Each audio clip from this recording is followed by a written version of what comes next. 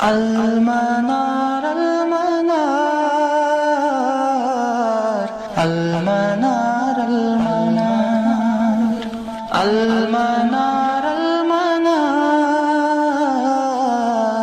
المنار المنار اے امین علم و فن، اے حکمتوں کے انجمن، تجھ پہ نازاں ہے چمن، تجھ پہ نازاں ہے چمن۔ السلام علیکم ورحمۃ اللہ وبرکاتہ۔ الحمد للہ وکفی وسلام علی عبادہ الذین اصطفی۔ آج مقدمہ فی اصول الحدیث میں 18واں درس ہے، اور گزشتہ درس میں ہم نے بات کی تھی مدرج پہ، المدرج۔ تو اس پہ ہم نے تفصیل کے ساتھ بات کی۔ ہم نے صاحب کتاب کے یہاں مدرج کی تعریف کیا ہے اس پہ بات کی۔ وَإِنْ أَدْرَجَ الراوی کلامہ او کلام غیرہ من صحابی او تابعی مثلا لغرض من الاغراض كبيان اللغة او تفسیر للمعنى او تقیید للمطلق او نحو ذلك فالحدیث مدرج۔ تو اس پہ ہم نے بات کی، یہ آپ کے ذہن میں ہوگا کہ ہم نے اس حوالے سے کیا کیا کہا۔ پھر اس کے بعد ہم نے اس کے اقسام کی بات کی۔ ہم نے کہا کہ مدرج الاسناد ہے اور مدرج المتن ہے، اس پہ بات کی۔ پھر ہم نے صورتیں جو مختلف ہے ادراج کی، تو وہ ہم نے بتایا کہ کیا وجہ ہو جاتی ہے کہ ایک حدیث میں راوی مجبور ہو جاتا ہے ادراج کرنے میں۔ تو ہم نے کہا کہ کوئی اس کو ضرورت پیش آتی ہے تو وہ اپنی طرف سے کوئی ایسا کلام کہہ دیتا ہے، اور مسئلہ یہ ہو جاتا ہے کہ سننے والے کو یہ پتہ نہیں چلتا کہ رسول اللہ صلی اللہ علیہ وسلم کا کلام کہاں مکمل ہوا اور راوی کا کلام جو تفصیلی تھا یا کسی غرض کے لیے تھا وہ کہاں شروع ہوا۔ پھر ہم نے مثال بھی دی، ہم نے سند کے ادراج کے حوالے سے ایک مثال بیان کی ابن ماجہ سے، پھر ہم نے دوسری مثال بیان کی اور وہ تھی متن کے اعتبار سے، اور وہ ہم نے صحیح البخاری سے لی، اور معروف حدیث جس میں تحنس کی تشریح کی تھی ہمارے راوی نے۔ ہمارا راوی جو تھا وہ عروہ ابن زبیر ہے، تو انہوں نے التعبد کہہ کر تحنس کی تفصیل بیان کی۔ تو یہ باتیں ہیں جو ہم نے اس سے پہلے بیان کی تھی مدرج کے حوالے سے۔ تو بغیر تفصیل اگر ہم کہیں تو ہم نے کہا کہ حکم جو اس کا ہے وہ یہ ہے کہ یہ جائز نہیں ہے، حرام ہے یہ۔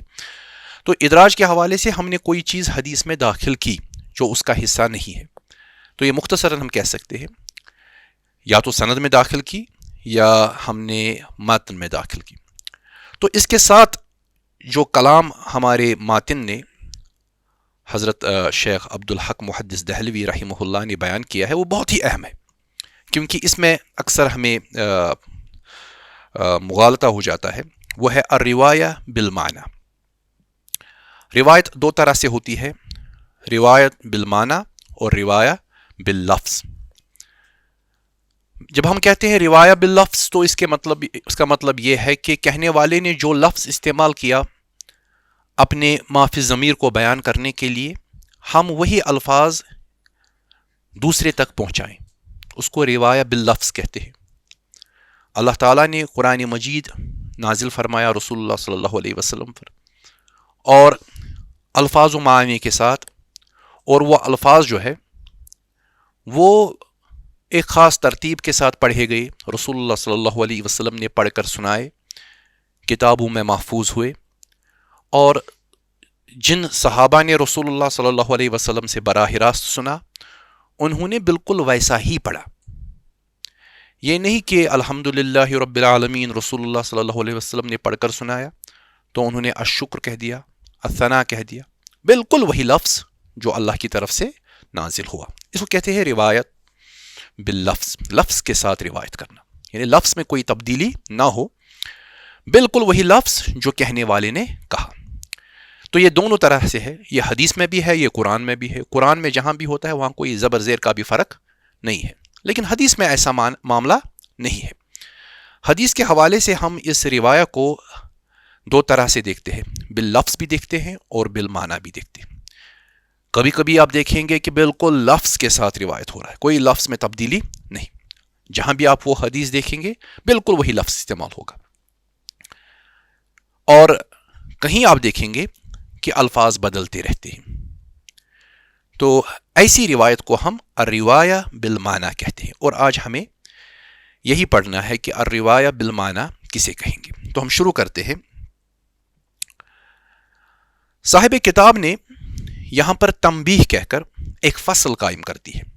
تنبیہ یعنی ہماری توجہ کو مبذول کرنے کے لیے, اپنی طرف پوری طرح فوکس کروانے کے لیے انہوں نے تنبیہ کہہ دیا کہ یہ تنبیہ ہے.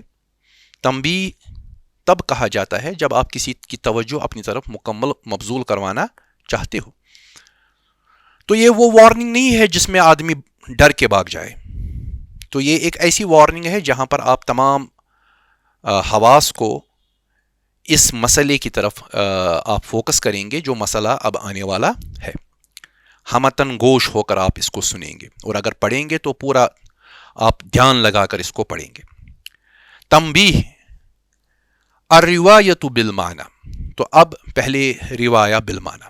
عبدالحق محدث دہلوی رحمہ اللہ بالکل آسان الفاظ میں کہیں گے وَهَذَا الْمَبْحَثُ. اور یہ بحث جو ہے, کون سی بحث؟ جو مدرج حدیث کی تھی, جو ہم نے اس سے پہلے مکمل کی. وَهَذَا الْمَبْحَثُ يَنْجَرُ إِلَى رِوَایَةِ الْحَدِيثِ وَنَقْلِهِ بِالْمَعنَى. اور یہ بحث جو ہے وہ چلتی ہے یا لے جاتی ہے ہمیں حدیث کے نقل کی طرف, اس کے روایت کی طرف, لیکن معنن بالمعنی. تو یہ بحث جو چلتی ہے مدرج حدیث کی, یہ ہمیں کس کی طرف لے جاتی ہے؟ ایک اور بحث کی طرف, اور وہ یہ ہے کہ روایہ حدیث کی یا اس کا نقل کرنا, نریٹ کرنا اس کو بالمعنی, معنی کے بطور, نہ کہ لفظ کے بطور. کیونکہ ہم نے دیکھا کہ اصل حدیث میں جب آپ لفظ داخل کرتے ہیں تو کہیں ہم نے اس کو ایلو بھی کیا, وہاں ایلو کیا جہاں پر ایک غریب لفظ کی, ایک غیر معروف لفظ کی وضاحت آ رہی تھی. تو وہاں ہم نے کہا کہ ٹھیک ہے, صاحب روایت خود جانتے ہیں کہ یہ لفظ کس معنی میں استعمال کیا گیا ہے, تو اسی لیے وہ لفظ استعمال کرنے کی اجازت دی گئی.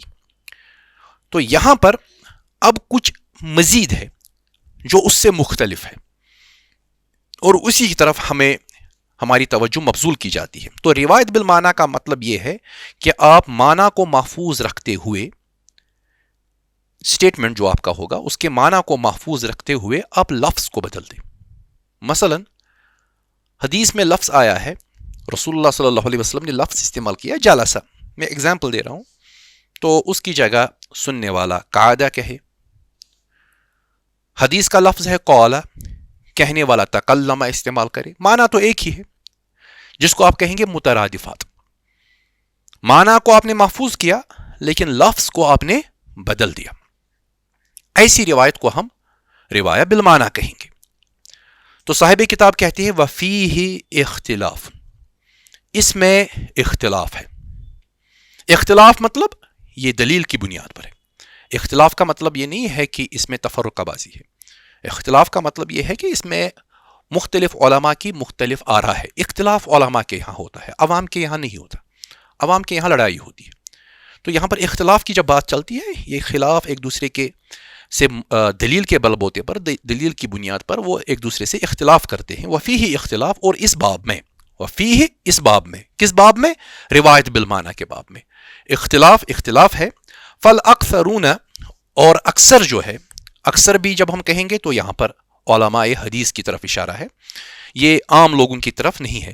فالاکثرون علی انہ جائز, پس اکثر اس بات پہ ہے کہ یہ جائز ہے. قرآن میں یہ جائز, قرآن جیسا نازل ہوا ہے بالکل زبر زیر کے ساتھ, بالکل ویسے ہی آپ کو پڑھنا بھی ہے, آپ اس کو تبدیل نہیں کر سکتے. فالاکثرون, پس اکثر لوگ جو ہے, علی انہ جائز, کہ یہ جائز ہے, ممن ہوا عالم بالعربیہ, لیکن اس کی طرف سے یہ جائز ہے, اس شخص کے لیے یہ جائز ہے جو عالم ہو عربی کا, عربی زبان کا. یہ نہیں کہ وہ عربی نہیں جانتا ہے اور وہ روایت بالمعنی شروع کر دے. وماہر فی اسالیب الکلام, محض یہ نہیں کہ وہ عربی ادھر ادھر کی تھوڑی بہت جانتا ہے، دروس اللغہ پڑھ کے اب وہ حدیث کے الفاظ بدلنا شروع کر دے، نہیں، وَمَاهِرٌ فِي أَسَالِيبِ الْكَلَامِ، وہ ماہر ہونا چاہیے. عرب جب عربی بولتے ہیں تو اس کے کئی سٹائل ہوتے ہیں، اسالیب ہوتے ہیں، ان اسالیب کو بھی وہ جانتا ہو. اب اسی کو اختیار ہے کہ وہ لفظ بدل سکتا ہے، بالمعنی روایت کر سکتا ہے. پہلے تو وہ زبان جانے، یہ پہلا سٹیج ہے. دوسرا، زبان جاننے کے ساتھ ساتھ اسالیب جانتا ہو، اس کا ماہر ہونا چاہیے. نہیں کہ وہ تھوڑی بہت پروفیشنسی آ گئی تو کام شروع کر دے گا، نہیں، اس کا ماہر ہونا چاہیے. وَعَارِفٌ بِخَوَاصِ التَّرَاكِيبِ، وہ عالم ہونا چاہیے جو عربی میں مختلف تراکیب استعمال ہوتی ہے ان کا بھی وہ عالم ہونا چاہیے، عارف ہونا چاہیے، اس کو معرفہ ہونی چاہیے اس کی. اتنا ہی نہیں، وَمَفْهُومَاتِ الْخِطَابِ، اور اس کو پتہ ہونا چاہیے کہ خطاب جو عربی میں استعمال ہوتے ہیں ان کے مفہومات کیا ہے، کہاں کس طرح استعمال ہوتا ہے. ہر زبان میں اپنا سٹائل ہے. تو جب یہ سب چیزیں اس کو پتہ ہے، لِعَلَا يُخْطِيَ بِزِيَادَةٍ وَنُقْصَانٍ، تاکہ وہ غلطی نہ کرے، تاکہ غلطی نہ ہو جائے، کس میں؟ زیادہ کر کے، اضافہ کر کے یا نقصان کر کے، یعنی کمی پیشی سے، تاکہ کوئی نقصان نہ ہو جائے، کمی پیشی سے کوئی خطا نہ ہو جائے، غلطی نہ ہو جائے. تو اگر یہ بندہ یہ سب چیزیں جانتا ہو تب جا کر اس کو اجازت ہے کہ وہ روایت بالمعنی کرے. اگر اس کو میں یہ صلاحیت نہیں ہے، نہ عربی جانتا ہے، اگر عربی تھوڑی بہت جانتا ہے لیکن اسالیب نہیں جانتا، اس کے خواص تراکیب جو ہے، تراکیب کی خصوصیتیں جو ہے ان سے واقف نہیں ہے، اور وہ مفہومات بھی نہیں سمجھتا ہو خطاب کے، تو اس کو حق ہی نہیں بنتا کہ وہ پھر الفاظ بدلنے کی کوئی حرکت یا جسارت کرے. تو کہنے کو مختصراً اگر کہیں کہ وہ صرف و نحو سے واقف ہونا چاہیے، لغت سے واقف ہونا چاہیے، اشتقاق سے، بلاغت سے، فصاحت سے، یہ جو تمام علوم ہے عربی زبان کو اس طرح سمجھنے کی جس طرح عرب سمجھتے ہیں، تب جا کر کوئی شخص اپنی طرف سے لفظ بدل سکتا ہے. اب اگر مختصراً میں یہ کہوں کہ یہ ساری چیزیں جو ہے یہ اصل میں صحابہ کے ہاں تھی، یہ اصل میں تابعین کے یہاں تھی، یا آپ کو دوسرے لوگوں کے یہاں نہیں ملے گی کہ وہ اس طرح سے تبدیلی کرے.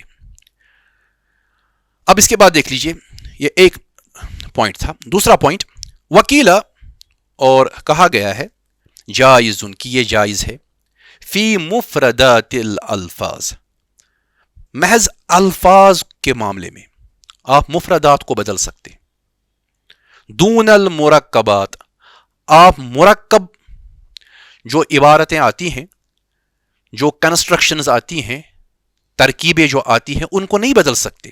آپ ایک لفظ کو کہیں بدل سکتے ہیں جو مفرد ہو، اکیلا ہو. یہ نہیں کہ آپ ترکیبات کو بدل دیں، کہیں آپ پورا جملہ ہی بدل دیں، ایسا معاملہ نہیں ہے. اس صورت میں یہ جائز ہے، اور یہ صیغہ مجہول کے ساتھ صاحب کتاب نے بیان کیا، وکیلا، اور کہا گیا ہے، یعنی جب وہ رائے بیان کرنی ہو جو زیادہ قبول نہیں کی گئی ہو. تو یہاں بھی آپ نے دیکھیں گے کہ پہلے جب کہا گیا تو اکثر جمہور کی طرف اس کو منسوب کیا گیا کہ فل اکثرون، کہ اکثر علماء جو ہے وہ اس کو جائز قرار دیتے ہیں. لیکن شرائط کیا ہے، جو میں نے آپ کو شرائط بتائی کہ ماہر زبان ہونا چاہیے، اسالیب اور تراکیب اور دوسری چیزیں اس کو آنی چاہیے. دوسری رائے جو ہے وہ کمزور رائے ہے صاحب کتاب کے یہاں، اس لیے کہا گیا وکیلا کہ جائز ہے، لیکن صرف مفردات میں، مفردات جمع بنتی ہے، مفردات میں، اور وہ بھی آپ استعمال کر سکتے ہیں، لیکن آپ مرکبات کو چینج نہیں کر سکتے. وکیلا ایک اور رائے بھی ہے، اور وہ یہ ہے کہ کہا گیا ہے جائز، یہ جائز ہے، لمن استحضر الفاظہ حتی یتمکن من التصرف فی، اس شخص کے لیے جس کے لیے الفاظ اس کے مستحضر ہو، یہاں تک کہ اس کو قدرت حاصل ہو اس میں تصرف کرنے کے لیے. یعنی وہ ایسا شخص ہونا چاہیے جس کے پاس ایک اچھی خاصی کیپیسٹی ہو الفاظ کی، مستحضر ہو، اس کے سامنے کھڑے ہو لفظ کہ کون سا لفظ کس لفظ کی جگہ استعمال کیا جائے. تو ایسے شخص کے لیے جائز ہے. عام لوگوں کو یہ تصرف، یہ تبدیلی، یہ جو آپ چینج کرتے ہیں، اس کی اجازت نہیں. وکیل، اب ایک اور آئے ہے، وکیل جائز، یہ جائز ہے کس کے لیے؟ لمن یحفظ معانی الحدیث، جس کو معنی حدیث یاد ہو. ونسی الفاظہا، لیکن بھول گیا اس کے الفاظ، اس حدیث کے الفاظ، للضرورت فی تحصیل الاحکام، ضرورت کے وقت حکم حاصل کرنے کے لیے. غور سے دیکھیے، اس نے کتنی آرا رکھی آپ کے سامنے کہ اب اس کو احکام کی تحصیل کرنی ہے، حلال و حرام کی بات کرنی ہے، اور وہ بات کر رہا ہے اور لفظ بھول گیا. ایسی صورت میں اگر اس میں وہ صلاحیت ہے تو وہ لفظ کو بدل سکتا ہے تاکہ وہ دلالت مکمل کرے، تاکہ وہ لوگوں کے سامنے اپنا یہ جو اس کا جو اس پہ ٹیک ہے، اس کی جو اپنی رائے ہے، وہ لوگوں کے سامنے رکھے، لیکن حدیث سے استدلال کر کے. وَأَمَّا مَنِ اسْتَحْضَرَ الْفَاظَ فَلَا يَجُوزُ لَهُ لِعَدْمِ الضَّرُورَةِ. اب رہے وہ اشخاص یا وہ شخص، وہ محدث، وہ فقی جس کے پاس لفظ موجود ہے، حدیث کا لفظ اس کے پاس آلریڈی موجود ہے، فلا یجوز، پس اس کے لیے جائز نہیں ہے اس تبدیلی کو کہ وہ روایت بالمعنی کرے. وجہ کیا ہے؟ لعدم الضرورہ، کیونکہ اس کو ضرورت ہی نہیں ہے، اس کو حاجت ہی نہیں ہے کہ وہ لفظ کو بدل دے. دیکھیے، میں نے ضرورت کی جگہ لفظ استعمال کیا حاجت، اگرچہ ان دو میں فرق ہے، لیکن میں نے یہاں پر لغوی میننگ میں اس کا استعمال کیا کہ اس کو ضرورت ہی نہیں ہے. جب اس کے پاس لفظ ہے تو وہی لفظ بیان کرے، تبدیل نہ کرے. ہاں، اگر وہ بھول گیا، جیسے کہ اوپر اس سے پہلے کہا وَنَسِیَ الْفَاظَهَا، کہ وہ کچھ الفاظ اس کے بھول گیا، ایسی صورت میں وہ لفظ بدل سکتا ہے، روایت بالمعنی کر سکتا ہے. لیکن جب اس کے پاس لفظ ہو اور وہ اس کو یاد ہو تو ایسی صورت میں وہ لفظ کا استعمال نہیں کرے گا. اس کے بعد کہہ رہا ہے وَهَذَا الْخِلَافُ فِي الْجَوَازِ وَعَدَمِهِ، اور یہ اختلاف کس میں ہے؟ کیا اس کا جواز ہے یا اس کا جواز نہیں ہے؟ یہ اس میں اختلاف نہیں ہے کہ لفظ بدلنا چاہیے. اس کے حوالے سے سب لوگ متفق ہے کہ حدیث کا جو لفظ استعمال ہوا ہے اس میں روایت کرنا اولا ہے، بہتر ہے. لیکن اختلاف کہاں ہے کہ کیا یہ اس کا جواز ہے یا نہیں ہے. یعنی اگر آپ کہیں بدلتے ہیں کسی وجہ سے تو اس کا معاملہ کیا ہے. یہ نہیں کہ آپ کو ضروری بدلنا ہے، حدیث کا جو لفظ استعمال ہوا ہے وہی آپ کو زیر نظر رکھنا چاہیے. تو اس حوالے سے اگر ہم جمع کریں تو ہمارے پاس جو مختلف مسالک روایت بالمعنی کے حوالے سے آ گئے تو وہ اس طرح سے. پہلا مسلک یہ ہے کہ جمہور کے نزدیک ہر شخص کے لیے جائز ہے کہ وہ حدیث کو بدلے، حدیث میں روایت بالمعنی روایت کرے، اگر اس کے پاس کچھ صفتیں ہوں. تو پہلی صفت کہ وہ عربی جانتا ہو، دوسری اس کو اسالیب پتہ ہو، تیسری اس کو تراکیب کا علم ہو، چوتھا اس کو خطاب اور اس کے مفہوم سے اس کو واقفیت ہو. یعنی عربی کے جو تمام مختلف شعبے ہیں علم کے، عربی زبان کے، وہ ان سے واقف ہونا چاہیے. اگر یہ معاملہ ہے تب ہر وہ شخص جس میں یہ صلاحیت ہے وہ کر سکتا ہے. تو یہ ایک مسلک ہمارے سامنے آیا، اور یہ مسلک جو ہے یہ صحابہ کے یہاں آپ کہہ سکتے ہیں، سلف کے یہاں کہہ سکتے ہیں، اور امام ترمذی اور ابن سیرین نے بھی اس رائے کو اختیار کیا ہے. امام نووی نے بھی اس کو بیان کیا ہے، اور جلال الدین سیوطی رحمہ اللہ انہوں نے بھی اس کو بیان کیا ہے کہ اگر صلاحیت ہے تو یہ ایسی صلاحیت آپ صحابہ کے علاوہ کسی اور کے یہاں نہیں دیکھیں گے، آپ تابعین کے علاوہ کسی اور کے یہاں نہیں دیکھ سکتے، کیونکہ وہ زبان جانتے تھے، وہ تمام چیزیں جانتے ہیں جو زبان سے متعلق ہے. دوسرا مسلک یہ ہے جو کہ خطیب بغدادی نے اختیار کیا ہے کہ یہ مفرد میں جائز ہے، مرکب میں جائز نہیں، کہ آپ کہیں ایک لفظ بدل دیں. فی استعمال کرنا تھا تو بی سے بھی کام چل گیا تو ٹھیک ہے، لیکن جہاں آپ ترکیب میں ہیں وہاں آپ ترکیب نہیں بدلیں گے، تو مفرد میں آپ کر سکتے ہیں. جلسہ کی جگہ قاعدہ استعمال کیا تو بات چلے گی. یہ نہیں کہ آپ پورا جملہ بدل دیں یا آپ ترکیب کو ہی بدل دیں. تو یہ خطیب بغدادی کا مذہب ہے، اور مفرد میں جائز ہے۔ تیسرا مسلک اس میں یہ ہے کہ اگر آپ کو الفاظ یاد ہوں، حدیث کے اصل الفاظ یاد ہوں، تب جا کر آپ تبدیل کر سکتے ہیں، آپ مترادف لا سکتے ہیں جب آپ کو اصل لفظ یاد ہو، لیکن ضرورت نہیں ہے۔ اگر ضرورت نہیں ہے تو کرنے کی ضرورت نہیں ہے۔ تو یہ دو ایک ساتھ آپ کے سامنے آ گئے کہ اگر آپ کو لفظ یاد ہے آپ بدل سکتے ہیں، لیکن دوسرا مسلک اس کے مقابلے میں ہے کہ اگر آپ کو لفظ یاد ہے، ضرورت نہیں ہے، تو آپ نہیں کر سکتے۔ اور پھر ایک اور مسلک، اس کا پانچواں مسلک ہے کہ اگر آپ کو معنی و مفہوم یاد ہو اور احکام دین کی آپ تحصیل کرنا چاہتے ہیں اور آپ بھول گئے، تو ایسی صورت میں آپ لفظ بدل سکتے ہیں۔ تو یہ مختلف مسالک ہے روایت بالمعنی میں، اور جو زیادہ قوی مسلک اس میں ہے وہ پہلا مسلک ہے جس کو صاحب کتاب نے بھی ترجیح دی ہے کہ وہ شخص کر سکتا ہے جس کو وہ صلاحیت ہو، جس کو صلاحیت حاصل نہ ہو اس کو اس کام میں اترنا نہیں چاہیے، کیونکہ وہ غلطی کرے گا۔ ایک تو یہ چیز۔ دوسری چیز جو اس میں زیر نظر رہنی چاہیے وہ یہ کہ یہ سارا معاملہ جو ہے وہ زبانی روایت کے معاملے میں ہے، کیونکہ کتابیں جو لکھی گئی ہیں حدیث کتابوں میں لکھی ہوئی ہیں، تو آج کے دور میں اس چیز کی لکھ کر آپ کہیں حدیث کے معنی بدل دیں گے، حدیث کے الفاظ بدل دیں گے، معنی کو محفوظ رکھنے کی کوشش کریں گے، تو اس کی اجازت نہیں ہے۔ ہاں، زبانی اعتبار سے آپ کہیں دعوت دے رہے ہیں، آپ کہیں درس دے رہے ہیں اور آپ حدیث بیان کر رہے ہیں، کوئی لفظ بھول گئے، تو اگر آپ میں یہ سب صلاحیتیں ہیں تو آپ لفظ بدل سکتے ہیں، تو روایت بالمعنی آپ کر سکتے ہیں۔ لیکن آپ میں یہ صلاحیت نہیں ہے تو آپ یہ حرکت نہیں کریں گے۔ اگر اب آپ میں یہ صلاحیت بھی ہے اور آپ لفظ کو چینج بھی کر رہے ہیں، مترادف لا رہے ہیں، تو ایسی صورت میں سامعین کی بھی یہ سطح دیکھنی ہے کہ کیا وہ یہ سمجھتے ہیں کہ انہوں نے لفظ بدلا ہے، اور ان پہ یہ واضح بھی کرنا ہے کہ میں نے روایت بالمعنی کی ہے۔ تو ایسی صورت میں آپ او کما قال کا ایکسپریشن استعمال کرتے ہیں۔ آپ دیکھتے ہیں کہ اکثر ہمارے علماء جو ہے جب وہ حدیث بیان کرتے ہیں تو کہیں کہیں وہ کہتے ہیں او کما قال، یعنی اس کا مطلب یہ ہے کہ تقریباً ایسا ہی فرمایا ہے رسول اللہ صلی اللہ علیہ وسلم یا راوی نے جس کی طرف وہ اشارہ کر رہے ہیں، یا کبھی کبھار وہ کہہ دیتے ہیں نحوہ، یعنی کچھ ایسا ہی بیان فرمایا۔ اب سننے والے کی بھی یہ صلاحیت ہونی چاہیے کہ جو یہ بیان کرنے والا کہہ رہا ہے کہ اس کا مطلب کیا ہے، کہیں ایسا نہ ہو کہ وہ مغالطے کا شکار ہو۔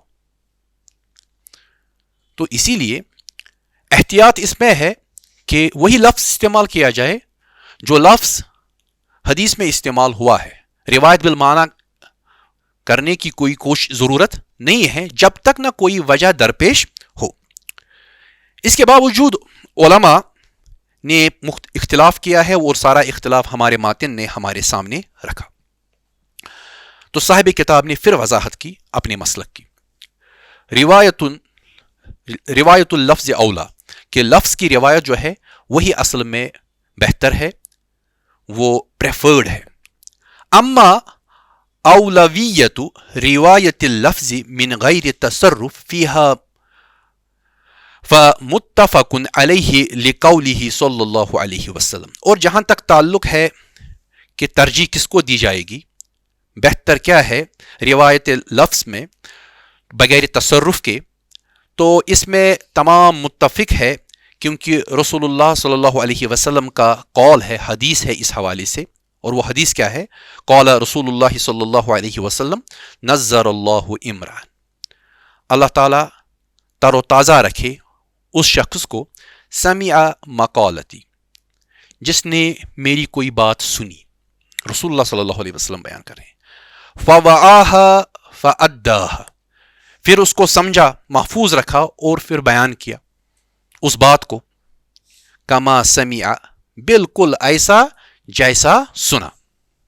اس سے انہوں نے دلالت لی کہ اصل جو ہے بہتر یہ ہے کہ لفظ کے ساتھ بیان کیا جائے، کیونکہ رسول اللہ صلی اللہ علیہ وسلم نے اس کو تر و تازگی کی بشارت دے دی، نظر اللہ عمران، ایک ہمارے متجدد ہے، انہوں نے اس حدیث کو کہا کہ یہ ضعیف ہے. کیوں کہا ضعیف ہے؟ کیونکہ اصل میں اس سے یہ چیز پتہ چلتی ہے کہ رسول اللہ صلی اللہ علیہ وسلم نے حدیث کو آگے لینے کی ترغیب دی، کیونکہ ان کا آرگیومنٹ ہی یہی ہے کہ یہ تو سارا امام شافعی کے بعد شروع ہوا، ان سے پہلے تو حدیث کو روایت نہیں کیا جاتا تھا. لیکن اس حدیث میں واضح ہے، اور یہ حدیث جو ہے متواتر ہے. جو یہ حدیث ہے اس کو متواتر کہا گیا، یہ متواتر آئی ہے، اور اس کے الفاظ بھی بدلتے رہتے ہیں. اگر آپ دیکھیں گے کہ کئی جگہ نظر اللہ عمران سمع منا شیئن، اور کسی جگہ ہے سمع منا حدیثن، اور یہاں پر ہے سمع مقالتی. اسی طرح ہے یہاں پر فواہا فاداہا، کسی جگہ ہے سمع منا شیئن فبلغہ کما سمعہ.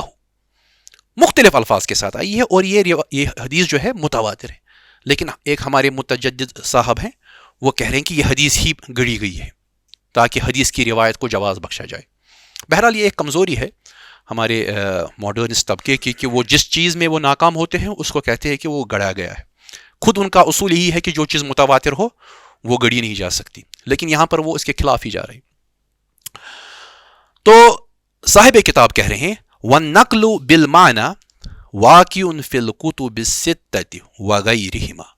اور یہ جو روایت بالمعنی ہے، نقل بالمعنی ہے، یہ واقع ہوا ہے کتب الستہ میں اور دوسری کتابوں میں. تو یہ دلیل لے لی انہوں نے کہ امت نے یہ کام کیا ہے. کتب الستہ میں آپ کو حدیثیں ملیں گی جو روایت بالمعنی ہے. تو اس سے یہ پتہ چلتا ہے کہ صاحب کتاب کا مسلک جو اپنا مذہب ہے وہ یہی ہے کہ روایت بالمعنی جائز ہے، لیکن پہلی والی قسم جس میں وہ شرائط دیے گئے ہیں کہ کن شرطوں کے ساتھ آپ روایت بالمعنی کر سکتے ہیں. البتہ کچھ چیزوں میں روایت بالمعنی قطعاً جائز نہیں. مثلا جب شخص دعا کے الفاظ روایت کرے، ذکر کے الفاظ جو رسول اللہ صلی اللہ علیہ وسلم سے منسوب ہو کر آتے ہیں، دعاؤں کے الفاظ بدلنا، اس کے بارے میں کہ جب آپ مسنون دعائیں بیان کر رہے ہیں جن سے تعبد عبادت کی جاتی ہے، تو عبادت کے معاملے میں جو بھی دعائیں اذکار وغیرہ ان کے الفاظ بدلنے نہیں چاہیے. ان کو او کما قال کہہ کر روایت نہیں کرنا چاہیے. بالکل وہی الفاظ جو روایت میں درج ہوں تو وہی آپ استعمال کریں. دوسرا کہ یہ روایت بالمعنی تب ہوگی جب ضرورت درپیش ہو. ضرورت کے بغیر آپ روایت بالمعنی نہیں کر سکتے. تیسرا کہ جب آپ کو وہ تمام فنون پتہ ہو جو عربی زبان کے حوالے سے ہیں، تب جا کر آپ روایت بالمعنی کر سکتے ہیں. اس کے بغیر آپ روایت بالمعنی نہیں کر سکتے. اور اس میں ایک حدیث بھی ہے کہ رسول اللہ صلی اللہ علیہ وسلم سے کسی صحابی نے پوچھا کہ مجھے الفاظ یاد نہیں رہتے، تو مجھے اجازت ہے کہ میں اپنے الفاظ میں بیان کروں؟ تو رسول اللہ صلی اللہ علیہ وسلم نے بیان فرمایا کہ جب تک آپ حلال کو حرام اور حرام کو حلال نہ کر دو تب تک کوئی مسئلہ نہیں. یعنی جب آپ زبان جانتے ہو، اسلوب سے واقف ہو، اور یہ بھی آپ کو خیال ہو کہ سننے والے کسی مغالطے کا شکار نہ ہو، تب تک آپ روایت بالمعنی کر سکتے ہیں. اس سے امام شافعی نے بھی استدلال کیا. انہوں نے کسی دوسرے مسئلے میں استدلال کیا ہے، لیکن اس حدیث کا استعمال کرنا امام شافعی کے ذریعے یہ بتاتا ہے کہ یہ حدیث جو ہے حجت ہے، اور اس بنیاد پر روایت بالمعنی جائز ہے. اب ایک اور چیز جو یہاں پر ہمارے ذہن میں آتی ہے کہ یہ جو روایت بالمعنی ہے ہمارے یہاں کتابوں میں ہے، جیسے کہ صاحب کتاب نے کہا کہ وَالنَّقْلُ بِالْمَعْنَى وَاقِعٌ فِي الْكُتُبِ السِّتَّةِ وَغَيْرِهَا، کہ یہ روایت بالمعنی جو ہے واقع ہوئی ہے کتب الستہ اور دوسری کتابوں میں. اس کی وجہ کیا ہے؟ ایک وجہ تو یہ ہے کہ جو خود رسول اللہ صلی اللہ علیہ وسلم نے بیان فرمایا کہ اگر حلال کو حرام، حرام کو حلال نہ کرو تو جائز ہے، تو صحابہ روایت بالمعنی کرتے تھے. دوسری وجہ یہ ہے کہ جب حدیث فعلی ہو، یعنی رسول اللہ صلی اللہ علیہ وسلم کوئی کام کر رہے ہیں اور صحابی ان کو آبزرو کر رہے ہیں، دیکھ رہے ہیں، تو ظاہر ہے کہ اگر 10 صحابی دیکھ رہے ہیں تو وہ 10 مختلف الفاظ کے ساتھ، 10 مختلف طریقوں کے ساتھ اس کو بیان کریں گے، اور ظاہر ہے کہ ان کے الفاظ آپس میں ملیں گے نہیں، کیونکہ وہ ایک عمل کو روایت کر رہے ہیں. لیکن جب قول کو روایت کیا جائے جو رسول اللہ صلی اللہ علیہ وسلم نے بیان فرمایا، ایک وجہ تو یہ ہے کہ راوی نے اس کو باللفظ روایت کیا.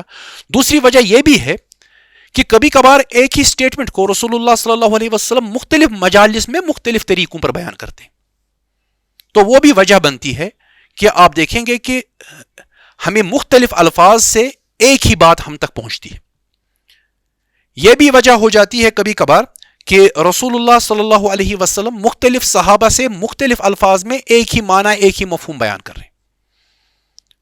لیکن یہ بات اپنی جگہ صحیح ہے کہ روایت باللفظ جو ہے یہ ایک بہت بڑا حصہ حدیث کا بناتا ہے, اور یہ جو روایت بالمعنی جو ہے یہ حدیث کا ایک بہت بڑا حصہ ہے, اور روایت باللفظ جو ہے حدیث میں ایک چھوٹا سا حصہ ہے جو روایت باللفظ ہوا ہے. اکثر روایت بالمعنی ہے اور وجوہاتی ہی. تو اسی لیے جب تک حلال حرام نہ ہو اور حرام حلال نہ ہو تب تک ایسی روایت جائز ہے. اب دیکھیے جو حدیث یہاں پر صاحب کتاب نے بیان کی ہے, میں ذرا اس کو یہاں پر تھوڑا ڈیفائن کر لوں, زیادہ اس پہ بات ہوگی. امام ترمذی نے اس حدیث کو لایا ہے, ابن ماجہ نے بھی اس حدیث کو لایا ہے, غالباً امام احمد ابن حنبل نے بھی مسند میں اس حدیث کو لایا ہے.